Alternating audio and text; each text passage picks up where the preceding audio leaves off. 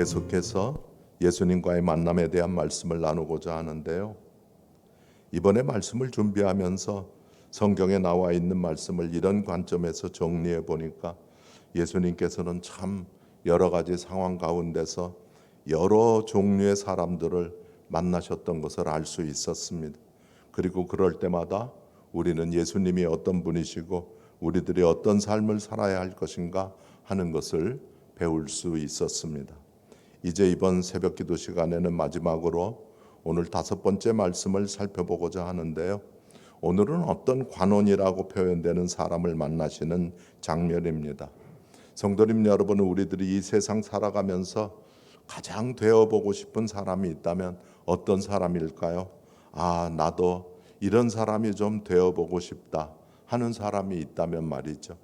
여러분은 어떠신지 모르겠는데 솔직하게 얘기해서 제가 생각해 보니까 우선은 돈이 많아야 할 것 같아요.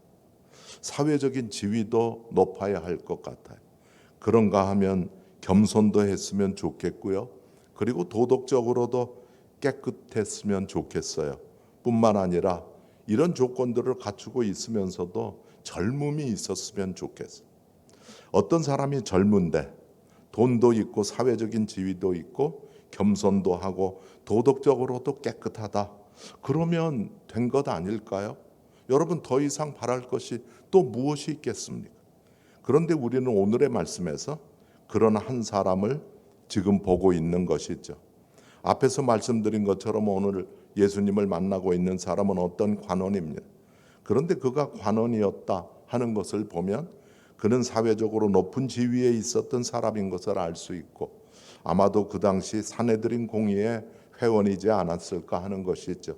그런가 하면 23절을 보면 이 사람은 큰 부자였습니다. 성경이 그냥 부자라고 말하지 않고 큰 부자다 이렇게 말하고 있는 것을 보면 그는 보통 부자가 아니었던 것 같습니다. 그렇다면 이 사람은 또 어떤 사람이었죠? 동일한 내용을 이야기하고 있는 마태복음 19장 20절을 보면 이 사람은 청년이었어요. 너무 부럽습니다. 그런데 마가복음 10장 17절에 보면 이 사람은 예수님을 보자 달려와서 예수님 앞에 꿇어 앉았던 것이죠.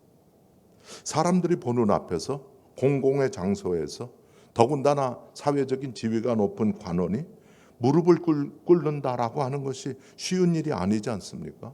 그런데 이것을 보면 이 부자 관원은 굉장히 겸손한 사람이었다 하는 것을 알 수 있는 것이죠. 거기에다가 마태, 마가, 누가복음에서 공이 말씀하고 있는 것인데 그것은 이 사람이야말로 어려서부터 간음하지 말라, 도적질하지 말라, 살인하지 말라, 거짓 증거하지 말라, 부모를 공경하라 하는 계명을 다 잘 지킨 사람이었던 것이죠. 그러니까 여기까지 이야기를 종합해 보건대 이 사람은 높은 권력을 가진 관원이요, 그러면서도 많은 물질을 가진 큰 부자요, 성품적으로도 겸손한 사람이요, 종교적으로도 흠이 없는 사람이고 육체적으로도 젊음을 가지고 있는 정말 이상적인 건강한 사람이요. 우리가 볼 때 이 사람은 완벽한 사람인 것이죠. 그런데 지금 이 사람이 예수님을 찾아왔습니다. 그렇다면 왜이죠? 18절 후반부를 보면 무엇을 하여야 영생을 얻을 수 있는가를 묻기 위해서였어요. 성도님 여러분, 세상적으로 행복의 조건들을 다 갖추었다고 생각되는 사람들에게도 무엇인가 허전하고 비어있다고 느껴지는 구석이 있을까요? 네, 있습니다. 그렇다면 왜 그럴까요? 인간은 영적인 동물이기 때문에, 그리고 그 영적인 것은 세상적인 것으로는 어떤 것을 가지고도 채워질 수 없기 때문에, 파스칼이 이야기한 것처럼 인간의 마음 속에는 하나님의 형상을 가진 공간, God-shaped vacuum 이라고 하는 하나님의 형상을 가진 공간이 있는데 그 공간은 하나님 이외의 것으로는 채워질 수가 없고, 그래서 세상적인 행복의 조건을 완벽하게 갖추었다고 하더라도 하나님이 아니라면 그 공간은 비어 있기 때문에, 여러분, 우리가 이런 공간이 있는데요, 여기다가 딱 이 모양을 이렇게 갖다가 넣어야지 채워지는 것이지 네모나거나 세모난 것 갖다가 넣으려고 해서 채워지지 않잖아요. 마찬가지예요. 하나님이 아니라면 그 공간은 채워질 수가 없는 거예요. 특별히 오늘의 말씀에서 세상적인 행복의 조건을 완벽하게 갖추었다고 생각되는 이 부자 청년 관원이 내가 무엇을 하여야 영생을 얻으리일까 하고 묻는 것을 보면 그에게도 채워지지 않고 비어있는 영적인 공간이 있었음을 우리는 알 수 있는 것이죠. 그런데 우리는 이 부분에서 이런 부분을 읽어보면 참 안타까운 마음을 금할 수가 없습니다. 왜냐하면 오늘 내가 무엇을 하여야 영생을 얻으리까 하는 이 물음이 없이 인생을 살아가는 사람들이 얼마나 많은지 모르기 때문이죠. 그렇다면 우리 주님께서는 이 관원이 던진 그 질문에 대해서 무엇라고 대답하셨습니까? 우선 19절을 다시 한번 보겠는데요. 우리 같이 한번 읽겠습니다. 시작. 예수께서 이르시되 하나님 한 분 외에는 선한 이가 없느니라 하신 것입니다. 성도님 여러분, 여기서 예수님의 이 대답을 들으시면서 어떤 생각이 드시죠? 이 관원의 질문과 내가 어떻게 해야지 영생을 얻을 수 있습니까? 하고 하는 이 관원의 질문과 예수님의 대답이 잘 매치된다고 생각되지 않는 것이에요. 그런데 이 예수님의 대답은 사실은 이런 의미인 것이죠. 내가 나를 선하다고 불렀다면 너는 지금 내가 하고 있는 말이 의미하는 바를 정말로 알고 있느냐라고 하는 것입니다. 내가 궁극적인 의미에서 선하다면 그것은 내가 인간의 몸을 입고 있는 하나님이기 때문인데 너는 그것을 알고 그 얘기를 하고 있느냐라고 하는 것이죠. 이제 20절을 보면 여기까지 말씀하신 예수님께서 당신이 지적하신 그 포인트에 대해서 그 관원이 대답할 틈도 주시지를 않습니다. 그러면서 십계명 중에서 인간에 관한 계명을 말씀하시죠. 그렇다면 왜 예수님은 여기서 십계명을 말씀하셨을까요? 율법적인 구원관을 가지고 있는 젊은 관원으로 하여금 내가 무엇을 하여야 이렇게 한다라고 하는 거에 초점이 맞춰져 있는 이런 율법적인 구원관을 가지고 있는 이 관원으로 하여금 스스로 자신을 돌아보고 자신이 어떤 존재인가, 자신이야말로 율법을 지키는 것으로는 구원받을 수 없는 존재구나 하는 것을 깨닫도록 하기 위함이셨던 것이죠. 그런데 21절을 보십시오. 뜻밖에도 이 부자 청년 관원의 입에서 이것은 내가 어려서부터 다 지켰나이다 하는 대답이 흘러나왔던 거예요.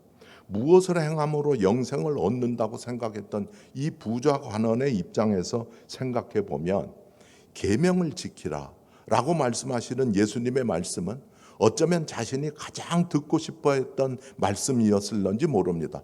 나는 이미 계명은 다 지키고 있으니까.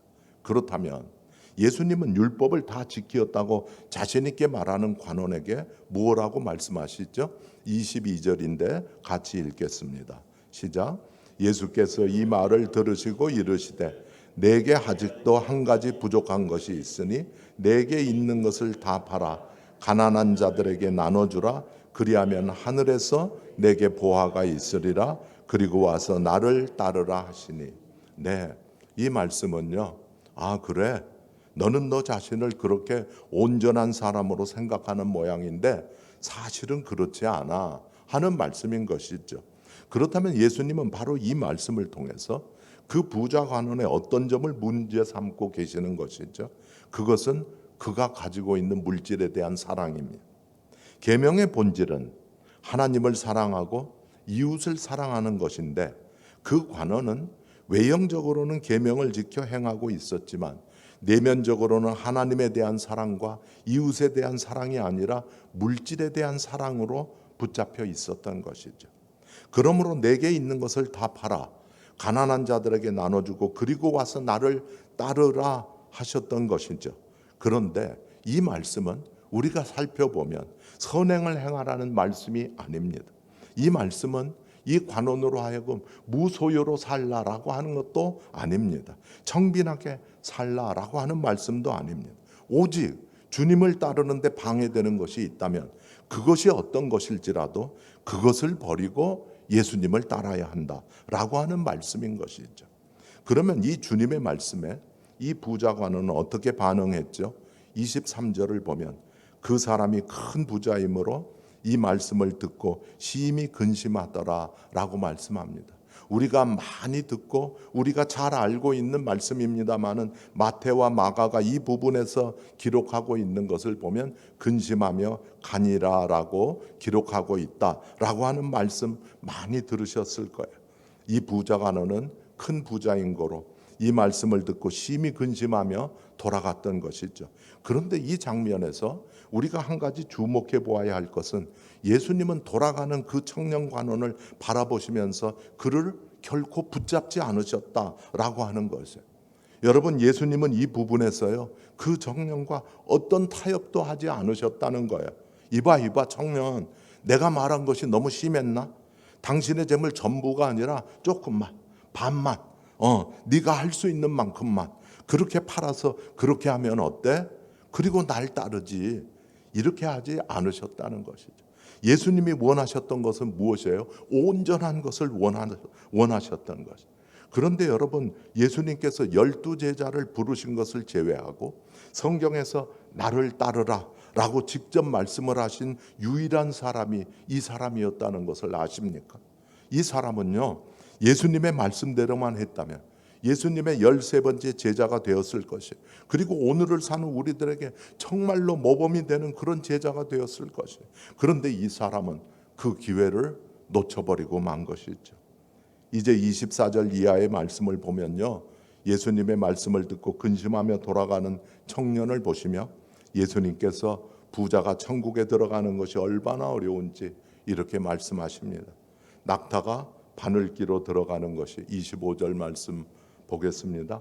낙타가 바늘기로 들어가는 것이 부자가 하나님 나라에 들어가는 것보다 쉬우니라 라고 말했죠. 우리는 이 부분의 말씀과 관련해서 특별히 바늘기라고 하는 이 말과 관련해서 여러 가지 해석을 성경학자들이 하는 것을 보게 됩니다. 그러나 이것은 그 당시 속담 가운데서 거의 불가능한 일을 표현할 때 사용하는 말이었다라는 것을 알 필요가 있는 것이죠. 그렇다면 여러분, 여기서 말하는 부자는 어떤 부자를 말합니까? 그리고 그들은 왜 그렇게 하나님 나라에 들어가는 것이 어려운 것이죠? 여기서 말하는 부자는 재물을 사랑하는 부자를 말합니다. 그리고 그들이 하나님 나라에 들어가기 어려운 것은 그들에게는 물질이 있기 때문에 하나님 없이도 살 수 없다고 생각하는 자들이기 때문이에요. 여러분, 부자가 절대 잘못된 게 아니잖아요. 여러분, 오늘 우리 이 말씀 가운데서 이렇게 착각하지 마십시다. 부자가 잘못된 게 아니고 우리 모두 다 부자로 사시기를 바랍니다. 그런데 재물을 사랑하지 않고 돈이 있기 때문에 하나님을 멀리하지 않는 삶 사는 게 중요한 것이에요. 성경을 보면 부자들 가운데서도 구원을 받고 하나님의 나라에 귀하게 쓰임받는 사람들이 많이 있지 않습니까? 믿음의 조상 아브라함도 당대에 엄청난 부자였고 예수님을 장사한 아리마대 요셉도 부자였던 것이에요. 문제는 부자였기 때문이 아니라 부자였기 때문에 마음이 가난한 자가 되지 못하였다는 데 있는 것입니다. 이제 26절을 보면 부자가 천국에 들어가기가 매우 어렵다 하는 이 말, 예수님의 말씀을 들은 이 사람들의 반응이 나오죠. 그런즉 누가 구원을 얻을 수 있나이까 한 것입니다.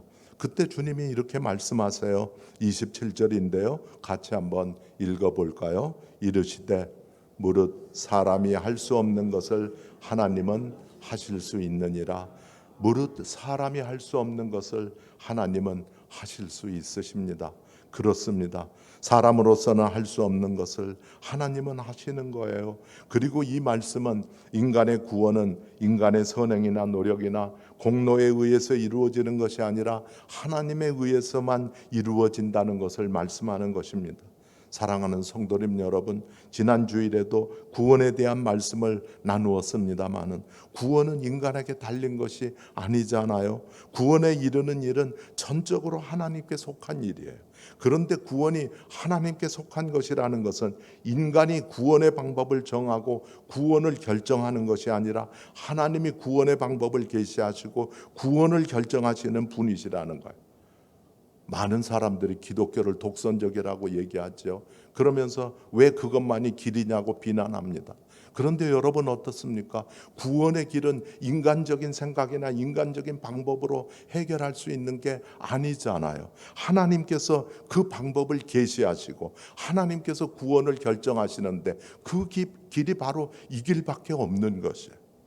성도님 여러분, 가끔씩 우리의 모습을 보면 나 같은 사람이 구원을 받은 것이 기적이다라는 생각 드시지 않으십니까? 제 자신 저를 생각해 보면 참으로 기적이라고 느껴지는 거예요. 저는 절대로 예수를 믿을 사람이 아니었거든요. 예수도 몰랐을 뿐만 아니라 예수를 알기보다는 오늘의 말씀에 나온 서두에서 나눈 것처럼 젊고 돈 많고 지위도 높은 사람이 되어 보겠다고 저도 너무너무 열심히 살았던 사람이에요. 그런데 예수를 믿고 지금 하나님의 말씀을 이렇게 여러분들과 나누고 있지 않습니까?